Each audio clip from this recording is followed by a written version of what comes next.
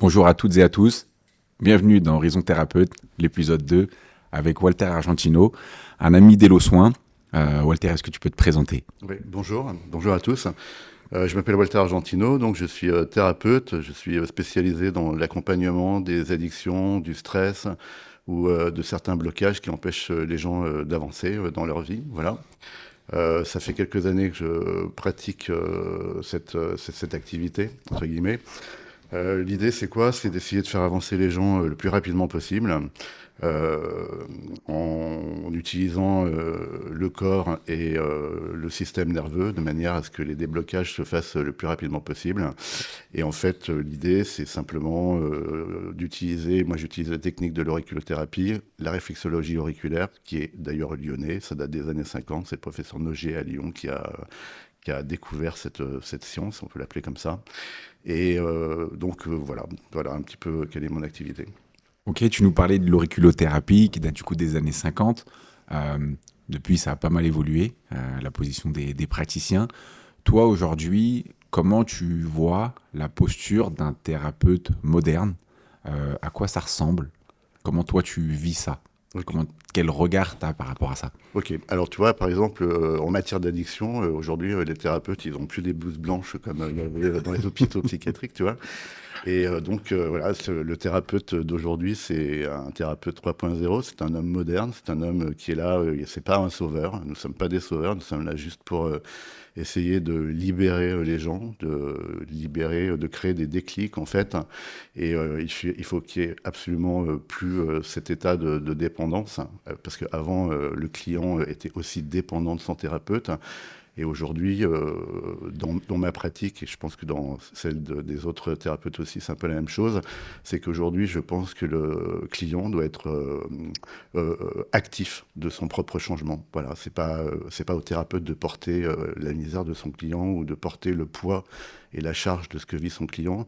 Le client doit bouger, doit être interactif dans une séance de thérapie. Il faut qu'il y ait vraiment une alliance entre les deux. Nous sommes des accompagnants et nous ne sommes pas plus des sauveurs en fait. D'accord, donc toi tu vois vraiment un changement aujourd'hui dans la relation praticien-client. Tu l'as vraiment constaté et comment tu la vois évoluer aujourd'hui? Est-ce que cette implication du client, cette implication de la personne qui est en recherche de mieux-être, elle est de plus en plus importante? Est-ce que c'est des choses qu'ils arrivent à porter ou pas? Alors oui, c'est de plus en plus important dans le sens où jusqu'à maintenant, j'entends beaucoup de gens dire et penser qu'en fait, on peut pas changer, qu'on peut pas se débarrasser d'une addiction, qu'on peut pas se débarrasser d'anciens schémas qui peuvent être générationnels ou transgénérationnels, des choses qu'on récupère un peu du passé de nos parents, de nos grands-parents. Moi, je pense qu'il est évident aujourd'hui que si on a envie de changer, on peut changer. Et je pense aussi que c'est beaucoup plus simple qu'on peut se l'imaginer. Voilà, donc il faut un peu casser tous les mythes, un peu casser toutes les croyances limitantes, les valeurs qu'on peut avoir, tous les acquis du passé, tout ce qu'on nous a enseigné, tout ce qu'on nous a inculqué, et tout ce dans lequel finalement c'est un peu une prison dans laquelle on s'est installé volontairement. Donc il faut casser les murs, démolir les murs de la prison, créer des nouveaux édifices avec des baies vitrées de partout, s'ouvrir sur le monde et plus être juste focus sur sa problématique. Hein. Parce que si le système nerveux et si le corps, à un moment donné, se calme, en fait, le changement, c'est obligatoire qu'il va se produire, en fait. D'accord. Du coup, la thérapie d'aujourd'hui et la thérapie de demain, elle va forcément beaucoup plus évoluer qu'aujourd'hui. Comment elle sera, je ne sais pas, je ne suis pas visionnaire. Voilà. Ok. Mais en tout cas, c'est évident et je pense que les thérapeutes de mon âge, enfin ma génération et celle les jeunes d'aujourd'hui, parce qu'il y a quand même beaucoup de jeunes qui sont dans la thérapie, oui, forcément, ça va faire beaucoup de bien et on va sortir un peu des clivages de tout ce qui est addictologie, médicaments, etc. Alors, je n'ai rien contre la médecine, hein, bien entendu, parce que nous, on vient simplement en complément de la médecine. Ok. À aucun moment on soigne, à aucun moment on fait des diagnostics. Il y a Par une contre, complémentarité. voilà, il y a une complémentarité et il est évident qu'il y a des choses qui vont bouger. Voilà, D'accord. puisque le monde bouge et tout est question de systémie en fait. D'accord. Et dans ce changement dont tu nous parlais, toi aujourd'hui, quel cadre tu mets? Parce que je suppose que ce changement, il s'inscrit quand même dans un certain cadre. Toi, c'est vrai que je t'ai pas présenté, mais tu es praticien en thérapie brève. Quel cadre tu mets du coup à cette pratique-là? Comment tu accompagnes tes clients euh, pour que ce soit pas, entre guillemets, un petit peu n'importe quoi et que ce soit et que ta méthode soit bien appliquée et qu'elle soit efficace? Ok. Alors moi, ma méthode, c'est le résultat, c'est un condensé de beaucoup de choses que j'ai appris et surtout de mon expérience professionnelle. C'est aussi de mon expérience personnelle parce que quand on se lance, Bien sûr. quand on aide les gens à se débarrasser d'addiction, c'est que derrière, c'est pas innocent. C'est que je sais ce que ça veut dire, je sais de quoi je parle. Il y a un fondement personnel. Voilà, D'accord. il y a une grosse expérience, pas un lourd passé, mais il y a une expérience personnelle qui m'a fait aboutir à ça aujourd'hui. Et c'est d'ailleurs beaucoup plus simple pour aider les gens, et c'est aussi beaucoup plus simple pour les comprendre, et c'est aussi beaucoup plus simple pour eux à se livrer, parce que c'est Ouais. pas toujours très facile de parler de ces addictions. C'est vraiment encore un sujet qui est très tabou, voire beaucoup trop tabou. Du coup, j'ai un peu perdu le fil de la question que tu m'as posée. Le cadre que toi tu Voilà. mettais. Donc le cadre, en fait, on se rend compte aujourd'hui que les clients arrivent beaucoup plus informés qu'avant, parce qu'ils ont tout lu sur Internet avant d'arriver. Donc, et en fait, paradoxalement, ils sont encore plus perdus qu'avant. Ok. Donc l'idée, c'est de poser ce cadre-là dont tu parles, Mm. voilà, c'est d'établir des limites qui sont très claires, de donner des outils de manière à ce que le client se sente protégé dans Bien un sûr. premier temps, qu'il puisse aussi rester cadré, voilà, et qu'il puisse aussi euh,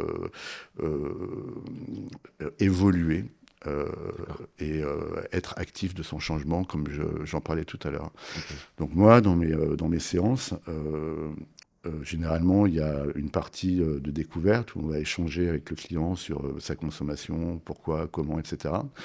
Ensuite, il y a cette séance de laser, donc réflexologie auriculaire et laser, où on va intervenir directement sur des points sur l'oreille externe.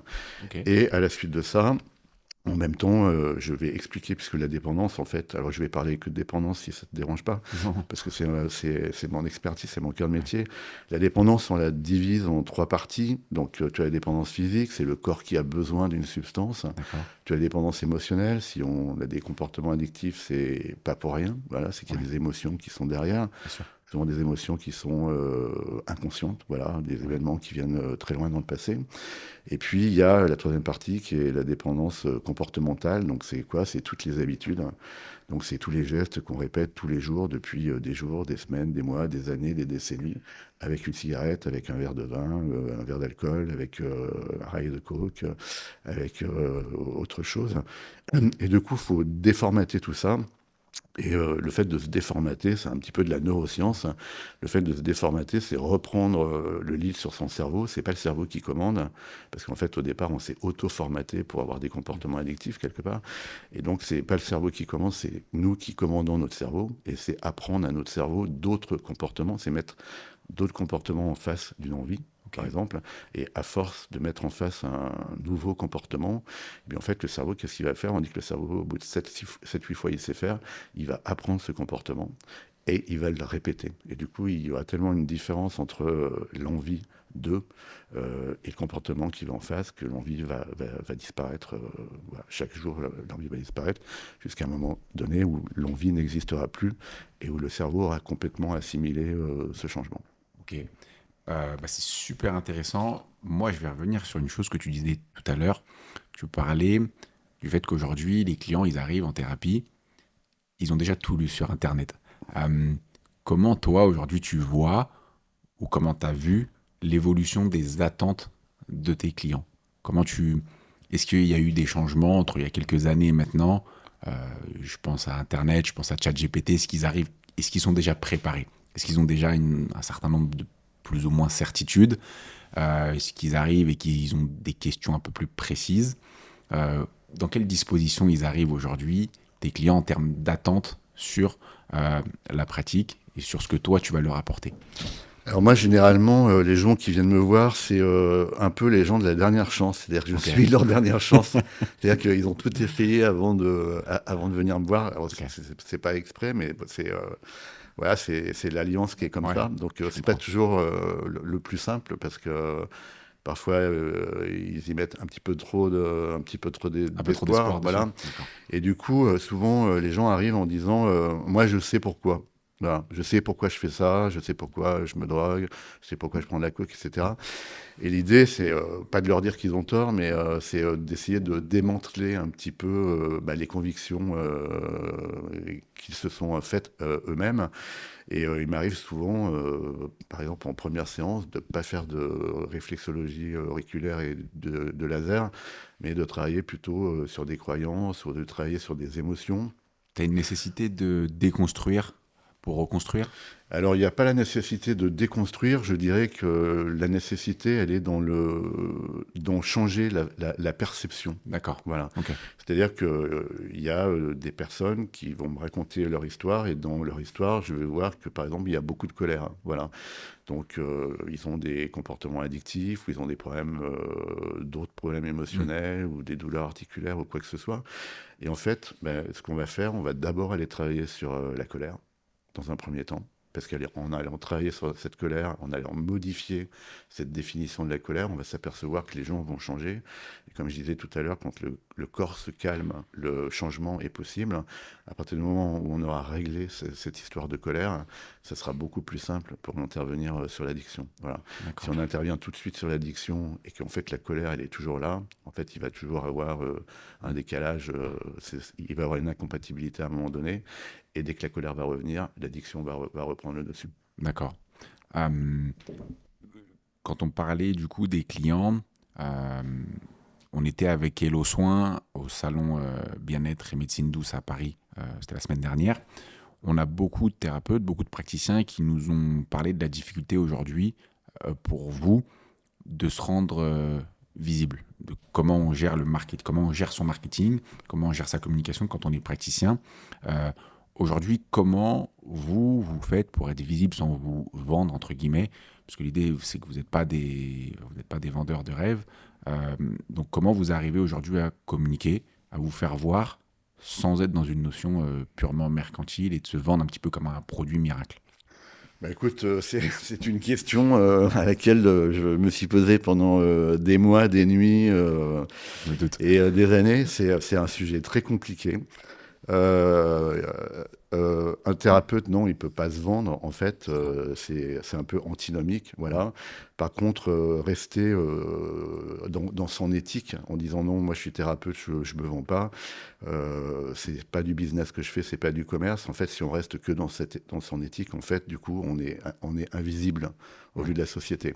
Et l'idée, c'est pas d'assimiler le marketing ou la communication ou le digital au fait de se vendre. Aujourd'hui, tout est question de visibilité. Voilà, être visible, c'est porter un message.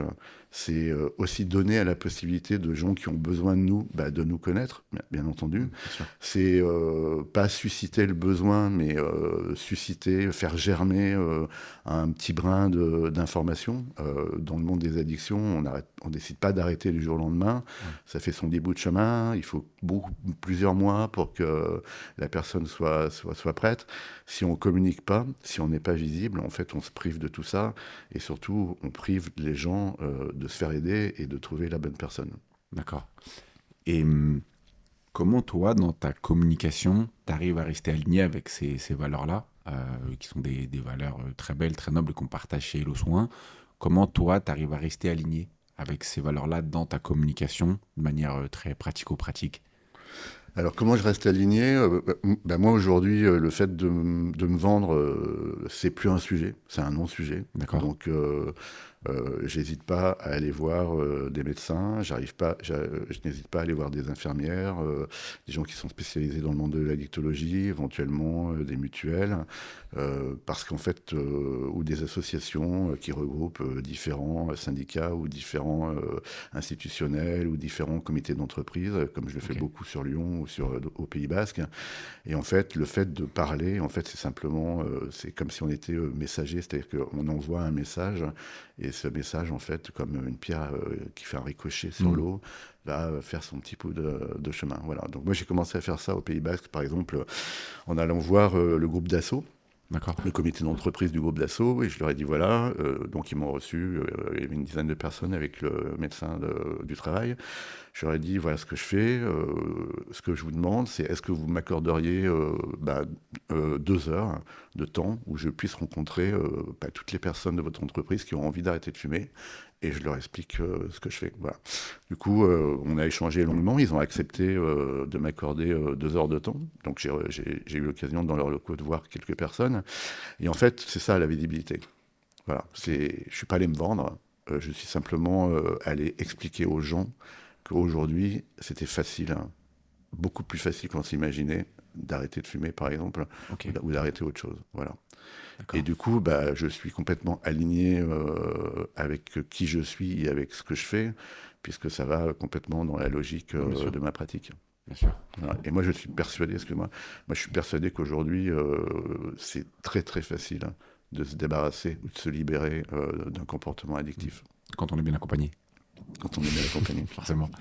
Euh, tu fais écho à, pour moi, quelque chose qu'on pourrait appeler la confiance. Toi, tu es praticien en thérapie brève, on l'a dit. Comment tu vois cette notion de confiance? Je crois que tu marches pas mal avec le bouche à oreille, parce que tu disais, c'est vrai que la visibilité pour toi aujourd'hui, tu as la chance que ce soit un non-sujet. Ça reste malgré tout des retours que nous, on a d'autres praticiens, quand même toujours un sujet. Et comment on gagne cette confiance? Est-ce que ça passe par, comme on le disait, le bouche à oreille? Est-ce que ça passe par une communication qui est un peu maximisée, peu importe les canaux? Est-ce que ça passe par une espèce de recommandation? Alors, on parle souvent des avis, etc. Je sais que tu as pas mal d'avis. Comment toi, tu travailles cette confiance-là? Alors, il y a deux choses. Il y a la visibilité et les moyens techniques aujourd'hui pour pour mettre en place cette visibilité. Et puis après, il y a la confiance. Donc, la visibilité, en fait, elle va apporter un client. Elle va faire en sorte que les gens me connaissent et viennent me voir, hein, voilà. Et la confiance, en fait, c'est le fruit de mon travail. Donc, si quelqu'un a confiance en moi, s'il se sent écouté, s'il y a des résultats, forcément, il va revenir. Voilà. Et en D'accord. face de ça, en face de cette confiance, il y a tout ce qui est médiatique aujourd'hui. Donc, il y a Mm. les plateformes de rendez-vous, il y a les avis. Voilà, ça, c'est extrêmement efficace, à condition que les avis soient bons, bien entendu. Forcément. Sinon, c'est pas super top. Donc il y a les plateformes de rendez-vous, il y a Instagram, il y a tout ce que le digital peut nous offrir aujourd'hui. Voilà. Ouais. Et en fait, tout ça, il faut que ça reste juste un pont, en fait, et pas un mur, puisqu'en fait, souvent, le thérapeute est confronté au mur de la Ouais, bien sûr. communication. Voilà. Et face à Instagram, face Mm. à TikTok et tout ça, on est un peu désarmé. Et en plus d'être désarmé, on est hyper sollicité tout le temps, tout le temps, tout le temps, par des millions d'entreprises qui nous proposent monts et merveilles et qui Ouais. finalement, ça aboutit pas à grand-chose. D'accord. C'est super intéressant ce que tu nous dis là. Moi, il y a une question qui se pose à moi lorsque je t'entends parler de ça. Quel est pour toi l'avenir du métier? Tu en as parlé, la digitalisation. euh, quels risques, quelles opportunités ça va faire naître? Et surtout, comment on garde l'humain au centre d'une relation thérapeutique dans ce, dans ce milieu-là, dans ce microcosme qui évolue très vite avec la digitalisation, comme tu le disais? Comment on gère ça quand on est praticien et surtout de quel œil on le voit? Alors, on peut le voir sous deux œils différents. Sur le côté alors pratique et communication. Pratique aujourd'hui, il y a plein de centres de santé qui se montent un peu de partout en France, qui Ouais. regroupent justement la médecine générale avec la médecine intégrative, hein, voilà, Mm. donc ce qui permet de garder l'information et de ne pas la perdre, l'information du client ou du enfin du client. Et en fait, sur le plan communication, je pense que c'est important, c'est l'interaction. En fait, c'est l'interaction entre différents thérapeutes, entre les clients et les thérapeutes, entre les patients et le corps médical, D'accord. peut-être sur une même chaîne YouTube ou peut-être sur une même plateforme de rendez-vous, Ok. quelque chose qui puisse rassembler en fait, voilà, puisque D'accord. dans nos métiers, en fait, on n'est pas spécialement rassemblés. Et Mm. on se rend compte que si moi, quelqu'un vient me voir et que j'ai pas, on va dire, entre guillemets, les compétences pour l'aider Ouais. dans sa démarche, je vais pas forcément savoir auprès de qui je pourrais le recommander. Ok. Voilà. Donc ça, c'est quelque chose que je suis en train de développer un petit Mm. peu de plus en plus. Il faut prendre contact avec des gens, appeler, beaucoup parler avec ses clients pour savoir s'ils ont déjà rencontré un psy, s'ils ont déjà rencontré tel ou tel autre thérapeute, et essayer de créer des liens comme ça. Le problème, c'est que dans nos métiers de thérapeute, il faut tout faire. Il faut faire du secrétariat, il faut faire de la prise de rendez-vous, il faut faire des séances, il faut faire de la communication, il Mm. faut faire ci, il faut faire ça. Et en fait, ça, bah, il y a un moment, on n'a pas le temps. Et c'est exactement Donc, pour ça qu'on a fait l'idée, Hello Soin. mais oui, mais j'imagine bien, et je souhaite que Hello Soin puisse permettre ça, justement. Ouais, bah c'est le Voilà, but, hein. Gérer les voilà. avis, la partie facturation dont tu parlais, gestion de l'agenda, de plusieurs cabinets. Quand on a plusieurs cabinets, je sais que tu as plusieurs cabinets. Ouais, ouais. Euh, ok. Effectivement, toi, tu vois ça comme une opportunité, cette digitalisation, de se dire on va créer du lien avec la médecine, on va dire, classique. Il y a un pont entre la médecine classique et la médecine qu'on va appeler non invasive. Ouais. Toi, tu vois ça comme ça et comment on garde l'humain au centre de tout ça? Comment ouais, le rapport humain à humain entre le thérapeute, le praticien et le client, comment on la garde malgré cette digitalisation? Eh bien, moi, je pense qu'on la garde en communiquant énormément, en apportant aux clients, par exemple, bah, tiens, si on prend le cas d'Hello Soin, un client qui va venir chercher un thérapeute ou une thérapie, qu'est-ce qu'il va faire? D'abord, il va regarder un petit peu tous les sujets qui sont traités sur le site Mm, pour qu'il puisse s'identifier à une problématique. Voilà. bien sûr. Est-ce qu'il a un problème d'addiction? Est-ce qu'il a un problème de stress? Est-ce qu'il a un problème Le besoin, d'allergie? Voilà, c'est ça ça. va être c'est quel est son besoin? Et à partir de là, c'est la plateforme, c'est qu'est-ce qu'elle lui offre comme opportunité et Mm, vers qui elle va. Voilà. Donc c'est les articles, c'est être tout le temps dans le renouvellement de l'information et pas avoir des articles qui sont là depuis la nuit des temps, bien puisque en sûr. fait, au bout d'un Ça moment, évolue. Et puis ça évolue. Je et suppose puis que les thérapies, voilà, les les choses pratiques évoluent évoluent. grandement. Voilà, c'est aussi laisser parler les thérapeutes, c'est Ouais, permettre aussi aux thérapeutes de s'exprimer sous couvert d'un contrôle, bien entendu, pour pas que tout et n'importe quoi soit dit. Parce que souvent, on se rend compte que sur pas mal de sites de prise de rendez-vous, en fait, ça, c'est pas possible. Voilà. ok, Le thérapeute n'a rien à dire. Voilà. Il paye sa cotisation et quand il demande quelque chose, on lui dit non. Voilà. d'accord, Et ça, je trouve que c'est moyennement normal. ok. Moi, j'avais deux dernières questions. La première, c'est est-ce que tu as une anecdote euh, qui t'est arrivée en séance, qui est racontable et et qui est drôle? Ça, c'est la première. La deuxième, c'est quel serait ton conseil, toi, aujourd'hui, tu vois, que tu donnerais à un praticien qui démarre, l'erreur à pas faire, ou comment s'édifier en tant que praticien? Quelle chose tu ferais de manière prioritaire si tu avais à refaire ce que tu as déjà fait dans l'environnement actuel? Ok. Ces deux questions-là. Alors, des exemples marrants, je sais pas si j'en ai Non. vraiment, mais si, je fais une spéciale dédicace à un client qui s'appelle Ali, où en fait, il est venu me voir pour une problématique très particulière. Donc, on a fait un peu de PNL avec ce qu'on Ok. appelle une rupture du lien, c'est-à-dire on vient détruire le lien entre lui et son addiction. Donc c'est un peu comme de l'hypnose, mais c'est plutôt en mode programmation Ok. neurolinguistique. Et du coup, une fois qu'il est sorti une fois qu'on a terminé la séance, il s'est levé, il m'a regardé, il m'a dit, toi, t'es un magicien. Sympa. Voilà, bon, j'y mets pas d'ego, mais j'ai Oh, trouvé ça ça fait assez toujours drôle. plaisir, c'est sympa. Et en ce qui concerne Ton conseil clé. mon conseil Le clé, conseil clé en de fait, Walter. c'est faire ce que tout le monde fait et ce que j'ai fait aussi, Mhm. et qu'il ne faut pas faire. C'est-à-dire que quand on se lance dans la thérapie, il faut laisser de côté le syndrome de l'imposteur. Ok. Et donc, il faut éviter de faire un ministre de formation, ça sert à rien. C'est-à-dire que je l'ai fait pour moi il y a plusieurs années en arrière et je vois que tout le monde a Mm. fait pareil. C'est-à-dire qu'on fait une formation, finalement, on ne se sent pas suffisamment légitime, donc inconsciemment on se dit tiens, je vais en faire une autre, et puis on n'est encore pas suffisamment légitime, donc on n'a toujours pas bossé et on fait encore une formation. Du coup, on se retrouve comme dans mon cabinet avec 2 mètres de haut de diplômes qui servent pas à grand-chose parce que ce sont beaucoup de thérapies que je n'utilise pas aujourd'hui. Ok. Et du coup, on n'est pas très crédible. On se retrouve avec des cartes de visite qui pourraient être des cartons Bristol tellement on a de spécificité dans notre activité. Et en fait, ce qui est important, c'est d'être bon à 100% dans la pratique dans laquelle on commence au départ. Et c'est, il faut aller au charbon, quoi. Donc, Ok. plus on va au charbon, et plus on est compétent, plus on est aguerri, et aussi plus on acquiert de la confiance en soi, et aussi la confiance des autres. Et qui dit confiance dit estime de soi, amour de soi. Bien sûr.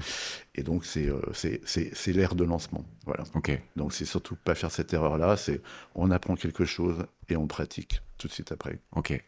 Eh ben, c'était le mot de la fin de Walter.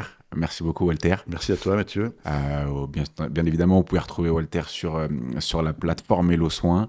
C'était l'épisode 2 d'Horizon Thérapeute. On vous dit à très vite pour un épisode 3. Et à très vite. Merci beaucoup. À très vite.